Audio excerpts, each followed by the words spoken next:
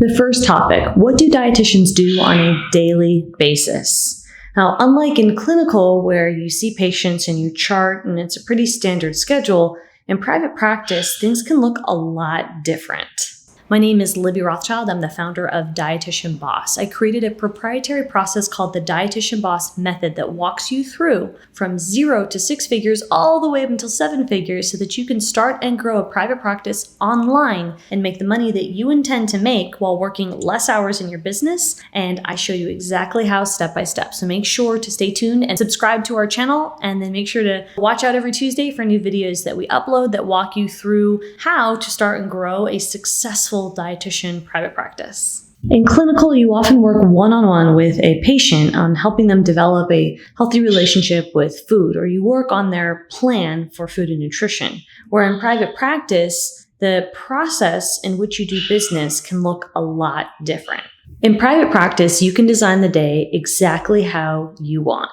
Now, no matter how you design your day, whether you decide you want to work early or work late, take Fridays and Thursdays off, or only work a 3 or 4 day week, there are some common topics that are going to be something that everybody in private practice will need to do. And that covers sales and marketing. You're going to, as a private practice owner, you're going to have to focus on revenue generating tasks in your private practice. And you can structure your day around focusing on revenue generating tasks, such as conducting sales calls or talking with potential prospects and then having them purchase your course or your membership through your sales page. Now, when it comes to habits, dietitian business owners create a schedule and they stick to this schedule. Any successful person works around their schedule. Now, of course, you can bake in some flexibility with what your schedule looks like, but we all operate in a container of a schedule if we want to get things done, create a plan, and then work the plan.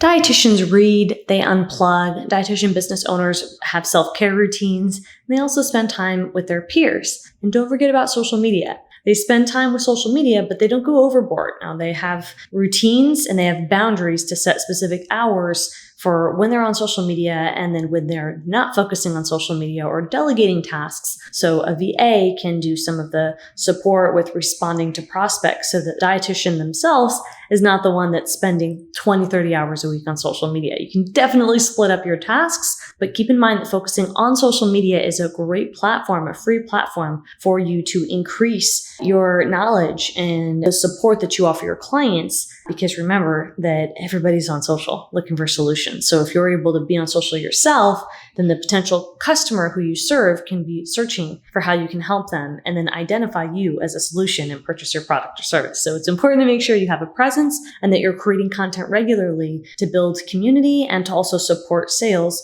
for your business so that you can be top of mind and an expert in your space. And make sure to check out our client. Several of them have started from 0 and are selling courses that we help you create step by step in our Rebellion membership. Now, you're probably wondering, can you make 6 figures as a dietitian? And the answer is absolutely yes. But only the top 10% of dietitians are high earners, as indicated by an annual salary of 6 figures. So although it's possible and we help dietitians do this, it's not yet common. And I believe that's because dietitians take low-paying jobs and less dietitians own a business, and business owners are the highest earners with the highest earning potential because there really is no ceiling when you own a business for what you can sell and what you can price your products and services as, and when you're using the internet to leverage your products and services in marketing and sales efforts. Just keep in mind that private practice dietitians are the highest paid profession of any dietitians according to the Academy of Nutrition and Dietetic Survey Compensation Guide. If you're wondering what are opportunities for dietitians as an entrepreneur, there are so many. I did an entire video about alternative career paths for dietitians, and I'll list a few. You can do consulting, teaching, create online courses, coaching, create a group practice. The opportunities are endless. Now, a big question you might be asking is, how do you structure your day as a dietitian entrepreneur? Now, you might be wondering, how do you structure your day as a business owner? Because remember, when you're in business for yourself, you have so much flexibility that sometimes you're not even sure where to start. The first tip is to always set a schedule. And if that kind of makes you feel too confined, keep in mind that you can create parameters and boundaries and flexibility within those parameters and boundaries, but you will need to keep a schedule because you have to create a plan and work the plan if you want to reach your goals as a dietitian. The second thing is you need to carve out time for revenue-generating tasks. Now, this is so often overlooked where dietitians are not prioritizing on the tasks that will help them in their business make money. So if you're focusing too much on making beautiful graphics and you're putting too much time and energy on admin or making something beautiful, which is typically what dietitians do, you're not really focusing on getting the client or the right type of client interested in your product or service or building relationships with potential clients. And then when they do become a client and you walk them through your sales process, building a relationship and giving them a great transformation. So the more you focus on revenue generating tasks, the more likely that you will, have of creating a really sound private practice. You've got to establish routines. For example, for me, I did a whole video on this, I'll link at the end. Mornings are for deep work, whether that's writing, scripting videos, or creating ideas, working on the Dietitian Boss method, right, which is my proprietary system. I carve out the mornings for special time where I am focusing on the task and I'm focusing on business development without any distractions. So it's really important to think about what are your priorities and how can you create routines around those priorities. And this might take you a bit of time to figure out. You might only have a limited amount of time to do the things that you absolutely love right now, given your current schedule, and then you'll be able to make adjustments the next quarter or in due time. So think about what routines can look like maybe in the future, but what's practical to apply now, and then keep in mind a positive mindset for your ability to take those baby steps. Business owners structure their day around improving their mindset. So what that can look like is participating in movement. Maybe that's yoga, running, walking, some type of fitness modality. Also meditation. Maybe that looks like using an app like Headspace for 3 to 5 minutes, or it could look like a full-on practice that you have a dedicated corner in your house for.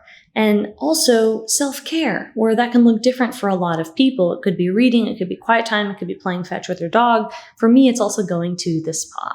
It's really important to learn how to say no, because those who have business owners who have a routine that helps them work their plan to reach their goals, like working less hours and making more money, those who are successful have great boundaries. They set boundaries and they enforce boundaries. And that's something that we teach you how to do here at Dietitian Boss. Just because you have an opportunity, for example, to sell an initial session and a follow-up doesn't mean you should, right? So you don't want to underprice yourself. And I've got a lot of videos about how to price and structure your packages, whether you're offering a group program or you're offering private coaching. So make sure to stay till the end and I'll link those videos as well. Maybe you're wondering, do business owners work every day? So there's a really bad reputation about entrepreneurs and business owners having to work every second of the day. And I think that's an old school boys club mentality. And it's not necessarily always true, and it's not very modern.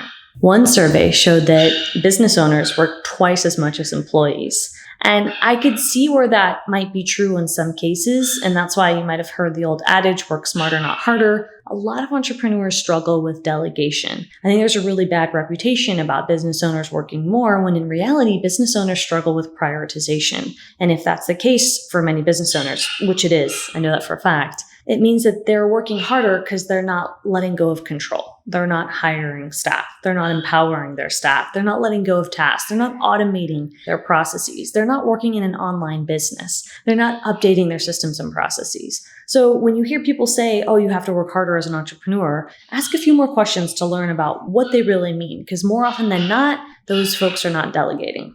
Now, you can work less, meaning that you're not working double as a business owner, once you are able to master some of the foundations and the pillars of the Dietitian Boss method that we teach here in our program. And that includes delegation, managing your time, delighting your customer, building relationships, connecting, aligning with your purpose, creating more impact, and of course, differentiating. Because if you're not different from your competitors, well, then your potential client won't know who to purchase from or why, and that's not a good thing. So you got to focus on the fundamentals of business and specifically delegation.